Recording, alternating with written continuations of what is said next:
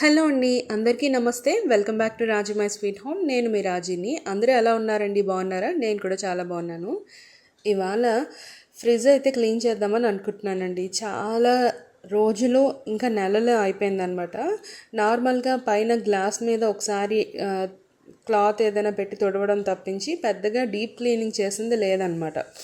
So ఇవాళ ఒక 3-4 months తర్వాత మళ్ళీ నేను ఇవాళ అయితే ఫ్రిడ్జ్ని డీప్ క్లీనింగ్ చేద్దామని చాలా బలంగా కంకణం కట్టుకున్నాను అనమాట. సో విష్ణు అయితే పడుకున్నాడు. వాడు పడుకుని లేచేలోగా ఈ పని అయితే క్లియర్ అయిపోవాలన్నమాట. అయితే ఫ్రీజర్ దగ్గరికి అయితే వెళ్ళట్లేదు. ఓన్లీ మామూలు ఫ్రిడ్జ్ అయితే క్లీన్ చేస్తున్నా. డీప్ ఫ్రీజ్ అయితే క్లీన్ చేయట్లేదు. అది ఇంకోసారి చేద్దాం, రెండింటికి అయితే టైం పట్టేస్తుంది అని చెప్పి ఫస్ట్ అయితే నార్మల్ రెగ్యులర్గా యూజ్ చేసే ఫ్రిడ్జ్ని అయితే క్లీన్ చేద్దామని అనుకుంటున్నాను అనమాట. అలాగే ఆ పక్కన ఉండే దాంట్లో పెద్దగా ఏమి ఉండవు, అంటే పప్పులు పిండిలు ఇలాంటివే ఉంటాయిలేండి. ఇదైతే రెగ్యులర్గా యూజ్ చేస్తున్నాము. పాలు పెరుగు అప్పుడప్పుడు పడడం, అలాగే పిండి పొంగడం ఇలాంటివన్నీ అవుతూ ఉంటాయి కదా, అందుకు వీటిని అయితే క్లీన్ చేద్దామని ఇవన్నీ కూడా తీసేసి ఇప్పుడైతే క్లీన్ చేస్తున్నాను. ఈ ఫ్రిడ్జ్ బోషానం అంత ఉంది కదా, సరిపోవడం లేదు అని చెప్పి నేను పెద్ద ఫ్రిడ్జ్ అయితే తీసుకున్నాను.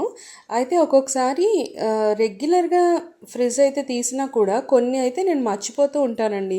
అంటే లెఫ్ట్ ఓవర్స్ ఉంటాయి కదా, అవి కానీ, లేదు అంటే పాత కూరగాయలు కానీ తర్వాత చేద్దాంలే అని చాలా వరకు ఉంచేస్తూ ఉంటాను కదా, అలా మర్చిపోతూ ఉంటానన్నమాట. అందులోంచి వైట్ ఎలిఫెంట్స్ వస్తే కానీ క్లీన్ చేయవా అని మా హస్బెండ్ అలాగే మా మావయ్య గారు కూడా అప్పుడప్పుడు వెక్కిరిస్తూ ఉంటారనమాట. మావయ్య గారు పాపం చాలా రోజులు అడిగారు, ఇద్దరం కలిసి క్లీన్ చేద్దాం రా అమ్మ అని చెప్పి. నాకు అప్పుడు అవ్వలేదన్నమాట. ఎందుకంటే విష్ణు పడుకుంటేనే ఈ పని మనం చేయగలుగుతాము. అలాగే విష్ణుని నేను కానీ మా హస్బెండ్ కానీ పట్టుకోగలం, కానీ మిగతా ఎవరు పట్టుకోలేరనమాట. వాడు దూకుడిని తట్టుకోవడం కష్టం అనమాట. సో అప్పుడు నాకు అది అవ్వలేదన్నమాట. సో ఇవాళ అయితే చాలా రోజులు అయిపోయింది. ఒక రకమైన బ్యాడ్ స్మెల్ కూడా వస్తుంది. ఎలా అయినా సరే క్లీన్ చేద్దాం అన్నట్టు మొత్తం అంతా తీసానండి. లోపల నుంచి గ్లాసెస్ అలాగే షెల్ఫ్స్ అవన్నీ కూడా తీసేసాను. అయితే ఇక్కడ ఏమైందంటే ఇంతవరకు బాగానే ఉంది. షెల్ఫ్స్ అయితే ఉన్నాయి కదా లోపల గ్లాసెస్వి, అవైతే తీసుకుని వంటగదిలోకి వెళ్తున్నానండి. దేనికి టచ్ అవ్వలేదన్నమాట. గ్లాస్ అనేది గ్లాస్ షెల్ఫ్స్ ఉన్నాయి కదా, అవి దేనికి టచ్ అవ్వలేదు. ఇప్పుడు చూడండి, ఇప్పుడు నేను వంటగదిలోకి వెళ్తాను, అప్పటి వరకు బాగానే ఉంది, అవేమీ అవ్వలేదన్నమాట. నెక్స్ట్ స్టెప్లో వచ్చే ఈ రెండు ఉన్నాయి కదా లోపల, వీటిని అయితే నేను తీసుకువెళ్తున్నాను అనమాట కడగడానికి. కొంచెం విమ్ లిక్విడ్ అది వేసి కొంచెం నీట్గా కడిగేసి మళ్ళీ తుడిచి పెడదాము అని చెప్పి. ఇంకా రెండు తీసుకెళ్తుంటే ఏమైందంటే అక్కడ పెద్ద సౌండ్ తోటి బ్రేక్ అయిపోయిందండి ఒక గ్లాస్ అయితే. సడన్గా అలా అయ్యేసరికి ఓన్లీ నా చేతిలోని ఆ పుల్ల ఒకటే మిగిలిందనమాట. అంటే వైట్ కలర్లో కనిపిస్తుంది చూడండి ఆ షెల్ఫ్కి, అదొకటే మిగిలిందనమాట. ఇంకా ఇలా కనిపిస్తుందా మీకు? ఇలా బ్రేక్ అయిపోయిందనమాట. ఎందుకు అయిందో తెలీదు, దేనికి టచ్ అవ్వలేదు. అక్కడ గ్యాస్ సిలిండర్ ఉంది, అలాగే ఈ గ్రానైట్ ఉంది, వీటికి దేనికి టచ్ అవ్వలేదు. నా చేతిలో ఉండగానే అది బ్రేక్ అయిపోయిందనమాట. తునకలు అంటారు కదా, అలా ముక్కలు అయిపోయి అలా అవుతున్నంతసేపు టపటపటపట సౌండ్ వస్తూనే ఉందన్నమాట. ఆ సౌండ్కి మా వాడైతే లేచేశాడు. ఇంకా నాకు ఏడుపు ఒక్కటే మిగిలిందనమాట. అంటే ఏం లేదు, ఇంటి నిండా ఆ గాజు పెంకులు అయిపోయాయి. నా డ్రెస్ మీద కూడా పడిపోయి కాలు కింద చేతుల మీద ఉన్నాయన్నమాట. విష్ణు ఏమో లేచిపోయాడు. వాడి దగ్గరికి వెళ్తే ఇవి గుచ్చుకుపోతాయి నాకు, వాడి దగ్గరికి వెళ్ళకపోతే వాడేమో ఆ మంచం మించి పడిపోతాడు అని చెప్పి చాలా భయం వేసింది. అండ్ వాడిని ఎలాగో ఒకలాగా నెమ్మదిగా నేనైతే ఎత్తుకున్నాను. తర్వాత ఏమో ఇదంతా క్లీన్ చేసేలోగా వాడు వచ్చేసి అది కావాలి ఇది కావాలని కిందకి దూకేస్తున్నాడు అనమాట. నాకేమో చాలా భయం వేసింది. కానీ మా హెల్పర్ ఉంది కదా, తనైతే మాత్రం మంచిగా హెల్ప్ చేసిందండి. అమ్మ మీరు పట్టుకోండి బాబుని, నేనైతే తుడుస్తాను అని చెప్పి తనైతే మొత్తం క్లీన్ చేసిందనమాట. అగో విష్ణుకి అయితే సాక్సులు వేసాను ఇవాళ. ఏదైనా చిన్నది ఎక్కడైనా ఉండిపోతే గుచ్చుకుంటుందేమో అన్న భయంతో వాడికైతే సాక్స్ వేసి ఉంచాను. మొత్తానికి చాలా మంచిగా క్లీన్ చేసిందనమాట. హాల్లోకి వచ్చేసాయి, అలాగే దేవుడి మందిరంలోకి వెళ్ళిపోయాయి.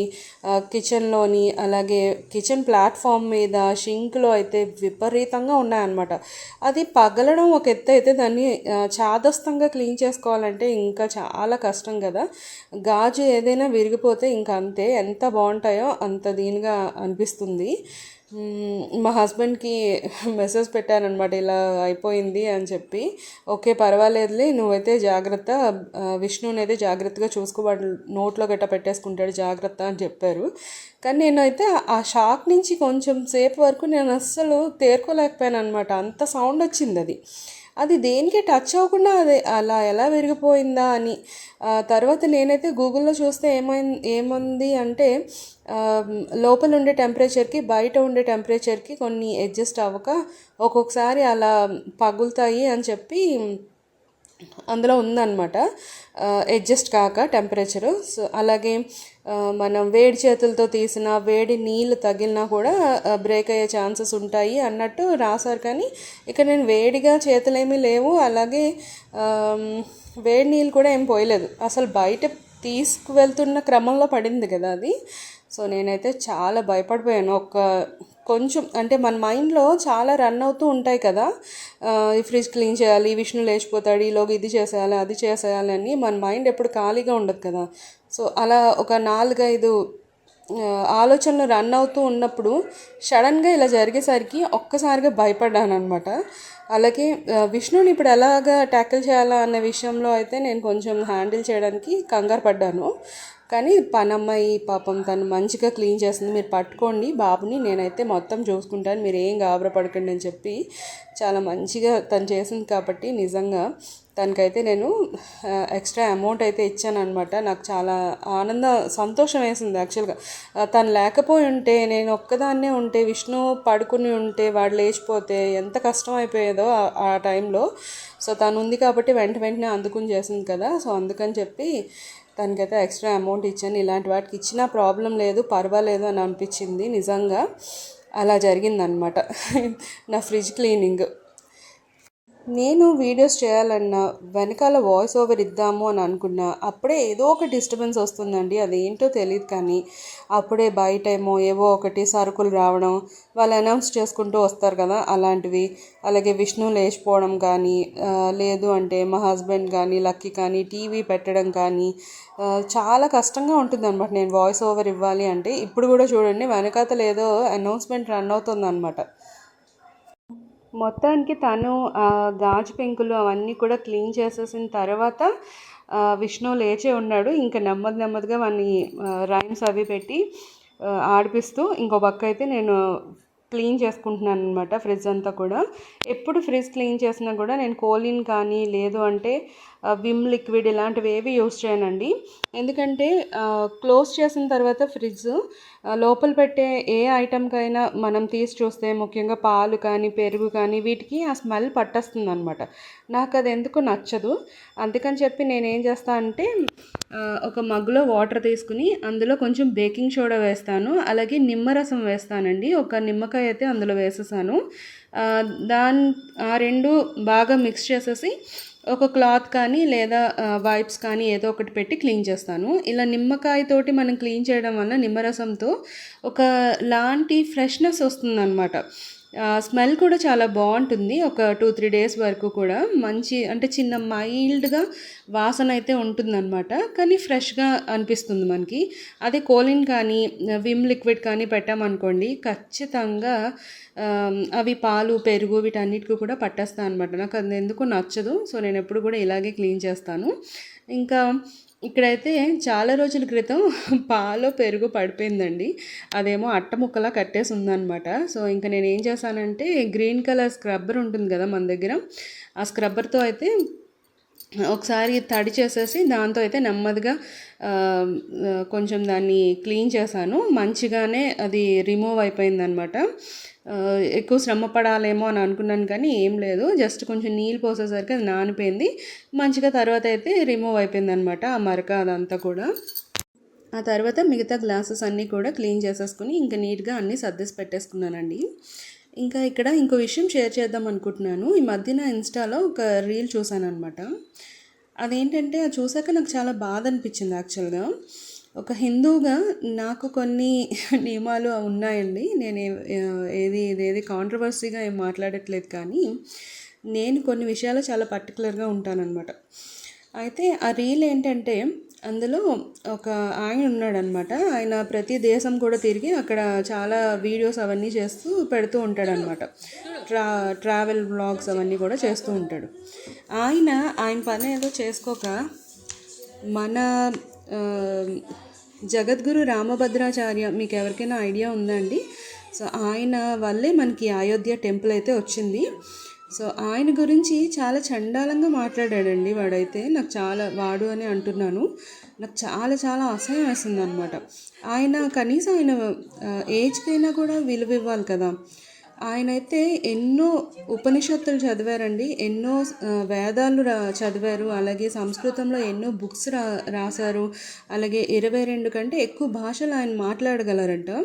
అలాగే ఆయన పుట్టుక నుంచి కూడా బ్లైండ్ అనమాట. కానీ ఆయన ఎప్పుడూ అది సాకుగా పెట్టుకోలేదు. ఆయన చాలా సాధువులందరూ కూడా ఆమోదించి ఆయన జగద్గురుగా చేశారనమాట. జగద్గురు రామభద్రాచార్య అని పిలుస్తారు ఆయన్ని. ఆయన వల్లే మనకి, ఆయన సబ్మిట్ చేసిన ఎవిడెన్స్ వల్లే మనకి అయోధ్య వచ్చింది. అలాగే ఆయన దివ్యాంగుల కోసం జగద్గురు రామభద్రాచార్య వికలాంగ విశ్వవిద్యాలయం అని చెప్పి స్థాపించారనమాట. అక్కడ ఎడ్యుకేషన్ అనేది ఫ్రీ అనమాట. సో ఇన్ని మంచి గుణగణాలున్న ఆయన్ని, మన హిందూ ధర్మానికి చెందిన ఆయన్ని వాడు అలా మాట్లాడడం నాకు నచ్చలేదండి. వాడు మాట్లాడిన మాటలు కూడా చెప్పడం నాకు ఇష్టం లేదనమాట. కళ్ళు ఇలా పెట్టేసుకుని ఒక రకంగా వెక్కిరించాడు అనమాట. ఎంత శాడిజం అనిపించింది, అస్సలు నాకు అసహ్యం వేసింది. ఆయన ఏజ్కైనా విలువ ఇవ్వాలి. అలాగే ఆయనకి జ్ఞాన్పీఠ్ పురస్కారం వచ్చిందండి, పద్మవిభూషణ్ అవార్డు కూడా వచ్చింది. అంత పెద్ద ఆయన్ని పట్టుకుని వాడికి ఏం తెలుసని మాట్లాడాడో నాకు అర్థం కాలేదు. మీరు ఎవరైనా చూడకపోతే చూడండి, రిపోర్ట్ కొట్టాలనిపించింది నాకైతే. అంత అసహ్యం వేసింది వాడిని చూస్తే నిజంగా. అంత మంచి ఆయన్ని పట్టుకుని అలా మాట్లాడడం నాకు చాలా బాధ అనిపించిందండి. ఎందుకో నాకు ఒక్కొక్కసారి ఇన్స్టాగ్రామ్లో ఇవి రీల్స్ చూస్తున్నప్పుడు చిరాకు వస్తుంది. ఏది పడితే అది మాట్లాడేస్తారండి. ఇన్ఫ్లుయెన్సర్గా ఉంటే ఏదైనా మాట్లాడచ్చు అనుకుంటారో ఏమో తెలీదు. చాలా చికాకు వేసింది, అందుకే నేను మీతో షేర్ చేస్తున్నాను. ఇది చాలా మనందరం సిగ్గుపడాల్సిన విషయం ఇది యాక్చువల్గా.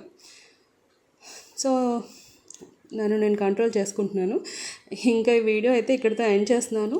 ఏ విషయంలో అయినా ఈ వీడియో మీకు బాగుంది అని అనిపిస్తే కనుక లైక్ చేయండి. లైక్ చేయడం వలన ఎక్కువ మందికి వెళ్తుందనమాట. అది కాకుండా నాకేంటంటే ఒక మంచి మోటివేషన్గా ఉంటుంది, ఇంకా వీడియోస్ చేయాలి అని అనిపిస్తుంది అనమాట. సో లైక్ చేయడం మర్చిపోకండి. అలాగే రాజమ్మాయి స్వీట్ హోమ్ని సబ్స్క్రైబ్ చేసుకుని హైప్ చేయడం మర్చిపోవద్దు వీడియోనైతే. ఇంకా ఇక్కడైతే లాస్ట్ టైము పట్టెడు పువ్వులు విత్తనాలు వేసాను, చిన్న చిన్న మొగ్గలు వస్తున్నాయి అని చెప్పి షేర్ చేశాను అనమాట.